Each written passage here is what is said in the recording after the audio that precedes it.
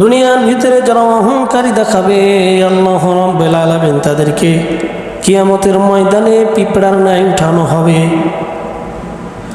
নবী করিম সাল্লাল্লাহু আলাইহি ওয়াসাল্লাম হাদিসের মধ্যে বলেন, ক্বালা রাসূলুল্লাহ সাল্লাল্লাহু আলাইহি ওয়াসাল্লাম, ইহশারুনাল মুতাকাব্বিরুনা ইয়াওমাল কিয়ামাতি আমসালিয যাররি ফি সুওয়ারির রিজাল।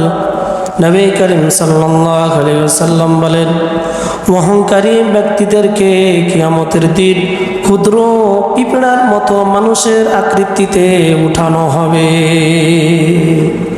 যারা অহংকার করবে কিয়ামতের ময়দানে তাদেরকে পিঁপড়ার ন্যায় ছোট করে, মানুষ থাকবে কিন্তু পিঁপড়ার ন্যায় ছোট করে আল্লাহ রাব্বুল আলামিন কিয়ামতের ময়দানে উঠাবে। এরপরে নবী করিম সাল্লাল্লাহু আলাইহি ওয়াসাল্লাম বলেন,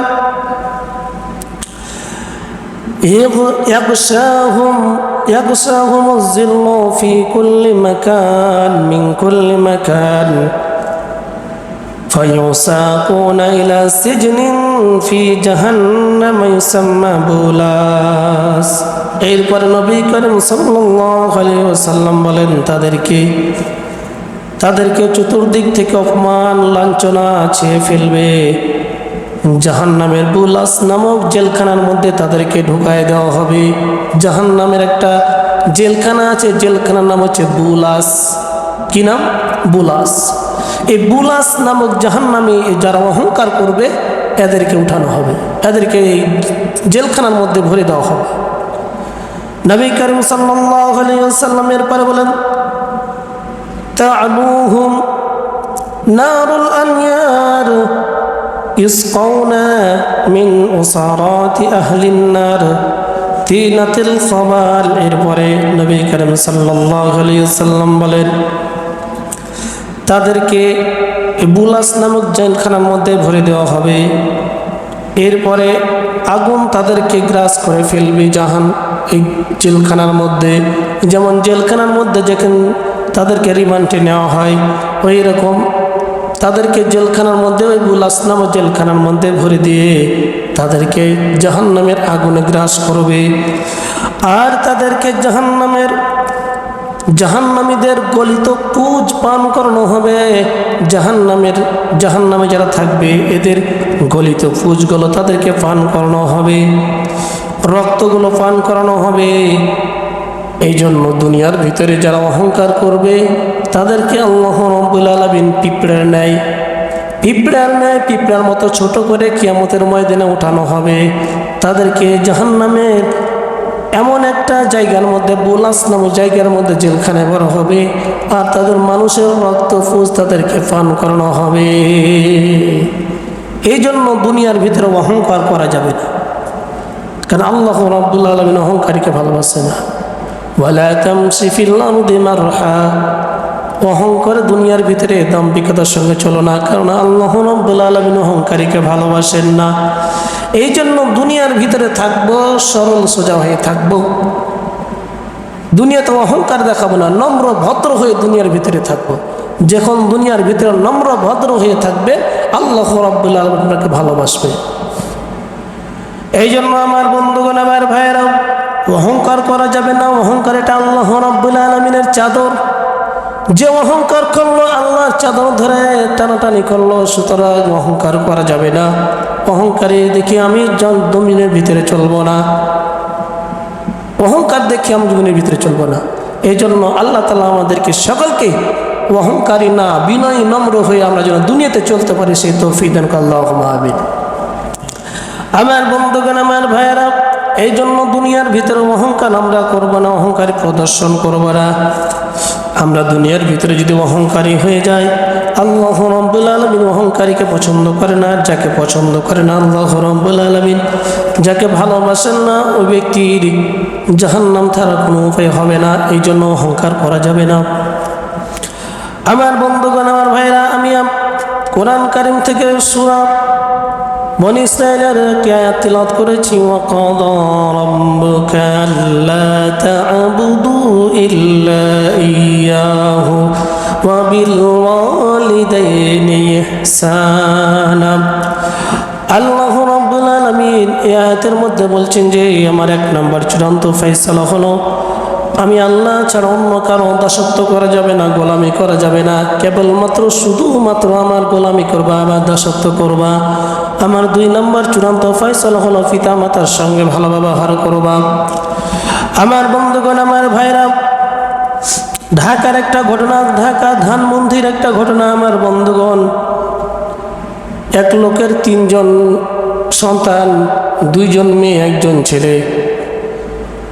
ধানমন্ডিতে ওই ছেলের 4টা বাড়ি আছে ঢাকা ধানমন্ডিতে। বিশাল ব্যাপার। ঢাকার ভিতরে 4টা প্লট আছে, তার মানে অনেক টাকা পয়সা আছে। ঢাকা ধানমন্ডিতে 4টা ফ্ল্যাট আছে। কিন্তু এই যে ঈদের দিন সাংবাদিকরা বৃদ্ধাশ্রমে যাওয়ার পরে একজন বৃদ্ধ বাবাকে যেয়ে বলছে, আপনার ঈদটা কেমন কাটলো? সাংবাদিক বলছে, আপনার ঈদটা কেমন কাটলো? তখন সে বাবা কান্না করতেছে আর বলতেছে, আমার ছেলের ধানমন্ডিতে 4টা বাড়ি, আমার নামে একটা ফ্ল্যাট ছিল, সে ফ্ল্যাটটা বিক্রি করে দিয়েছে। আমার ছেলেকে 30 লক্ষ টাকা খরচ করে লেখাপড়া করাইছি। আমার 14 বছর আগে আমার স্ত্রী মারা গেছে, আমি ছেলে মেয়েদের জন্য বিয়ে করি নাই।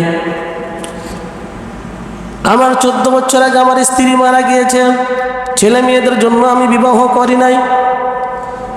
আমার ছেলে মেয়েরা আমার বাড়িঘর লিখে নিয়ে সব কিছু নিয়ে নিয়েছে। সব কিছু নিয়ে নেওয়ার পরে আমাকে বাড়ি থেকে বের করে দিয়েছে।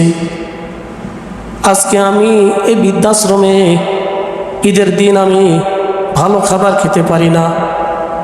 আমার ছেলেমেয়েরা বিশাল বিশাল বাড়িতে থাকে, কিন্তু আমার ওই বিশাল বিশাল বাড়িতে আমার একটু জায়গা হয় নাই। এভাবে কান্না করতেছে আর বলতেছে, ছেলেকে 20-30 লক্ষ টাকা খরচ করে লেখাপড়া করেছে। তা ধানমন্ডিতে 4টা যদি ফ্ল্যাট থাকে, এই সন্তান আর কোনো কিছু আছে লাগে? এই সন্তান বাবা মাকে দেখে না। এই যে বিপর্যয় অপর্যয় আসছে, আমাদের বালা মুসিবত যে আমাদের উপরে দুর্যোগ আসতেছে, আমাদের উপর যে গজব যে আসতেছে, এইগুলো আমাদের এই যে পাপের কারণে। অথচ আল্লাহ রাব্বুল আলামিন বলেন, পিতামাতার সঙ্গে ভালো ব্যবহার করবা। পিতামাতা যদি সন্তুষ্ট থাকে, আল্লাহ রাব্বুল আলামিন সন্তুষ্ট হয়ে যাবে। পিতামাতা যদি অসন্তুষ্ট হয়ে যায়, আল্লাহ রাব্বুল আলামিন অসন্তুষ্ট হয়ে যাবে। কিন্তু আজকে দেখেন, বিশাল বিশাল টাকার মালিক কিন্তু পিতামাতাকে দেখতে পারে না। আমার বন্ধুগণ, আমার ভাইরা, এই জন্য এই লোকটা কিন্তু তিলে তিলে টাকাগুলো জমাইছিল। কিন্তু আমার ভাইরা, এই লোকটা বিশাল একটা অফিসার ছিল, সরকারি অফিসার। লোকটা কিন্তু টাকা জমাইছিল ছেলে মেয়েদের জন্য, যে ছেলে মেয়ে ভালো পজিশনে থাকবে, ভালোই ব্যবসা করবে, চাকরি করবে, আমি বৃদ্ধ বয়সে তাদের সঙ্গে খাওয়া দাওয়া করব। কিন্তু এই বাবা দেখেন যে বৃদ্ধাশ্রমে কান্না করতেছে। আরেকজন বৃদ্ধার কাছে যে সাংবাদিক বলতেছে যে, আপনার কি খবর? বলছে, আমার ছেলে, আমি দুপুরে খাবারের জন্য ভাত চাইলাম 2টা, যে ভাত দাও।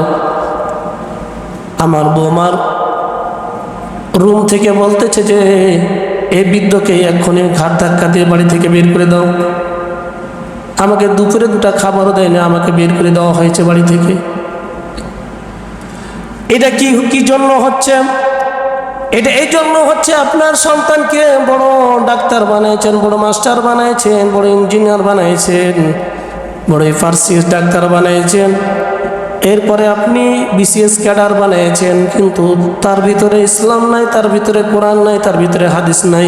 নৈতিক শিক্ষা না থাকার কারণে সন্তানগুলো আজকে পিতামাতাকে বৃদ্ধাশ্রমে রেখে আসে। বৃদ্ধাশ্রমে আরও বাড়বে, আরও বেড়ে যাবে, আরও মানুষ বৃদ্ধাশ্রমে যাবে। আজকে আপনি আপনাদের গ্রামে তাকায় দেখেন, আপনার বাড়িতে থাকা সত্ত্বে আপনার সন্তান আপনাকে ভাত দেয় না, তার মানে আপনি বৃদ্ধাশ্রমে আছেন এক প্রকার। আপনার সন্তান আপনাকে ভাত দেয় না, তার মানে বুঝতে হবে বাড়িতে থেকেও আপনি বৃদ্ধাশ্রমে আছেন। আমার বন্ধুগণ, আমার ভাইয়েরা, নবী করিম সাল্লাল্লাহু আলাইহি ওয়াসাল্লাম বলেন, হুমা জান্নাতুকা ওয়া নারুকা, পিতামাতা তোমার জন্য জান্নাত এবং পিতামাতা তোমার জন্য জাহান্নাম। পিতামাতার খেদমত করে জান্নাত পাবা, পিতামাতার খেদমত না করে পিতামাতার সঙ্গে খারাপ আচরণ করে খারাপ ব্যবহার করে তুমি জাহান্নাম কামাই করবা। নবী করিম সাল্লাল্লাহু আলাইহি ওয়াসাল্লাম বলেন, রিদার রাব্বি ফি রিদাল ওয়ালিদাইন ওয়া সাখাতুর রাব্বি ফি সাখাতিল ওয়ালিদাইন। পিতামাতার সন্তুষ্টিতে আল্লাহ রাব্বুল আলামিন সন্তুষ্টি, পিতামাতার অসন্তুষ্টিতে আল্লাহ রাব্বুল আলামিন অসন্তুষ্টি। পিতামাতা যদি তুমি খুশি করতে পারো আল্লাহ রাব্বুল আলামিন খুশি হয়ে যাবে, আর পিতামাতাকে অসন্তুষ্ট হয়ে আল্লাহ রাব্বুল আলামিন নারাজ হয়ে যাবে। এই জন্য পিতামাতাকে খুশি করবে, আল্লাহ রাব্বুল আলামিন খুশি হয়ে যাবে। আর আল্লাহ রাব্বুল আলামিন খুশি হয়ে গেলে তোমার দুনিয়াতে কোনো টেনশন নেই। এই জন্য যুবক যারা আছো, পিতামাতার সঙ্গে ভালো ব্যবহার করবো। পিতামাতার সঙ্গে যদি তুমি ভালো ব্যবহার করো, পিতামাতা তোমাকে কিছু দিতে পারে না, কিন্তু তোমার পিছনে তার দোয়া আছে। দোয়া থাকলেও অনেক বড় হয়ে যাবে তুমি। আমার বন্ধুগণ, আমার ভাইয়েরা, বাংলাদেশে ধীরে ধীরে আস্তে আস্তে কিছু নাস্তিক বের হচ্ছে। আমার বন্ধুগণ, আমার ভাইয়েরা, কিছুদিন আগে একজন লোক বলতেছে যে আল্লাহ নাকি হিজড়া হয়ে গেছে। নাউজুবিল্লাহ, আল্লাহ নাকি হিজড়া হয়ে গেছে, আল্লাহর কোনো পাওয়ার নাই, আল্লাহর কোনো পাওয়ার নাই। এই যে রোদ, এত যে পরিমাণ খরা হচ্ছে, কে দিচ্ছে? আল্লাহ রাব্বুল আলামিন। আবার যখন বৃষ্টির সময়, তো বৃষ্টি কে দিচ্ছে? আল্লাহ রাব্বুল আলামিন। মানুষ যে এত মারা যাচ্ছে, কার অর্ডারে মারা যাচ্ছে? আল্লাহ রাব্বুল আলামিন। এত সন্তান যে পৃথিবীতে আসছে, কার অর্ডারে আসছে? এই যে গাছের পাতাগুলো নড়ছে, কার অর্ডারে? এই যে গাছগুলো দেখতে পাচ্ছেন, আকাশ, বিশাল বিশাল আকাশ দেখতে পাচ্ছেন, এগুলো কার অর্ডারে? কার অর্ডারে দাঁড়িয়ে আছে? আল্লাহ রাব্বুল আলামিনের অর্ডারে। আমার বন্ধুগণ, এই কুলাঙ্গার বলতেছে আল্লাহ নাকি হিজড়া হয়ে গেছে। এই কুলাঙ্গারকে ধরে নিয়ে গ্রামের মানুষরা আচ্ছা তোরে পিটাইছে, পিটানোর পরে আধা মরা করে দিয়ে তার গলাতে জুতা স্যান্ডেল গলার মধ্যে দিয়ে পুরো এলাকার মধ্যে ঘুরাইছে। এই যে এইরকম মানুষগুলো এখন বাংলাদেশের ভিতরে অহরহ, কেউ ইনডাইরেক্ট, কেউ ডাইরেক্ট আল্লাহ রাব্বুল আলামিনের বিরোধিতা করতেছে। পৃথিবীর দিকে তাকায় দেখেন, পৃথিবীর ইতিহাস দেখেন। নমরুদ চেয়েছিল আল্লাহ রাব্বুল আলামিনকে তীর দিয়ে মেরে ফেলে দিতে। নমরুদ কি পেরেছে? নমরুদকে আল্লাহ রাব্বুল আলামিন ভালো মশা দিয়ে না, ন্যাংরা মশা দিয়ে সাইজতা করেছে। জুতা পিটা খাইতে খাইতে মৃত্যুবরণ করেছে। আমার বন্ধুগণ, আমার ভাইয়েরা, ফিরাউন চেয়েছিল যে মুসা আলাইহিস সালামকে ধ্বংস করে দিবে, কিন্তু দেখেন ফিরাউনকে আল্লাহ রাব্বুল আলামিন নীল নদে চুবায় মেরে ফেলেছে। সুতরাং যারা আল্লাহ রাব্বুল আলামিনের বিরোধিতা করবে, যারাই আল্লাহ রাব্বুল আলামিনের সঙ্গে লাগতে আসবে, তারা দুনিয়ার ভিতরে আল্লাহ রাব্বুল আলামিন তাদেরকে ধ্বংস করে দিবে। এই জন্য দেখবেন যারাই বলবে যে আল্লাহ রাব্বুল আলামিন হিজড়া হয়ে গেছে, আল্লাহ রাব্বুল আলামিন দুনিয়াতে তাদেরকে কি করবে? দেখায় দেবে। আল্লাহর সঙ্গে পাল্লা দিতে আসে না। আমার বন্ধুগণ, আমার ভাইয়েরা, আল্লাহ আমাদেরকে সুস্থ রেখেছেন, সবল রেখেছেন। আল্লাহ রাব্বুল আলামিন পৃথিবীতে এমন এমন নিয়ামত দিয়েছেন। আল্লাহ রাব্বুল আলামিন এমন এমন জিনিস আল্লাহ রাব্বুল আলামিন পৃথিবীতে সৃষ্টি করে দিয়েছেন। আল্লাহ রাব্বুল আলামিন বলছেন, বান্দা তোমরা আমার সৃষ্টি দেখো আর আমার শুকরিয়া আদায় করো। তোমরা আমার সৃষ্টিগুলো দেখো আর দেখো আমার শুকরিয়া আদায় করো, যে আমি কত বড় বানানেওয়ালা, আমি কত বড় একজন প্রতিপালক। যে জিনিসগুলো আল্লাহ রাব্বুল আলামিন বানাইছে। একটা মানুষ কি একটা আম তৈরি করতে পারবে? পারবে কি? পারবে? আম তৈরি করতে পারবে না। একটা কাঁঠাল তৈরি করতে পারবে? দেখেন আল্লাহ রাব্বুল আলামিন গাছের কাঠের ভিতর থেকে একটা গাছ কাটলে একটা আম বের হবে না, ডাল কাটলে একটা আম বের হবে না, কিন্তু আল্লাহ রাব্বুল আলামিন পুরা গাছের ভিতরে কেটে একটা আম পাবেন না। কিন্তু আল্লাহ রাব্বুল আলামিন ওই কাঠ থেকে আল্লাহ রাব্বুল আলামিন সুন্দর সুন্দর আম, জাম, কাঁঠাল, লিচু, কত রকম ফল আল্লাহ রাব্বুল আলামিন আমাদেরকে খাওয়াচ্ছে। আর এইগুলো নিয়ামত খেয়ে আমরা আল্লাহ রাব্বুল আলামিনের বিরুদ্ধে আচরণ করতেছি। এই জন্য আল্লাহর বিরুদ্ধে করা যাবে না। আমার বন্ধুগণ, আমার ভাইরা, আল্লাহর বিরুদ্ধে করলে ধ্বংস হয়ে যাবে দুনিয়ার ভিতরে।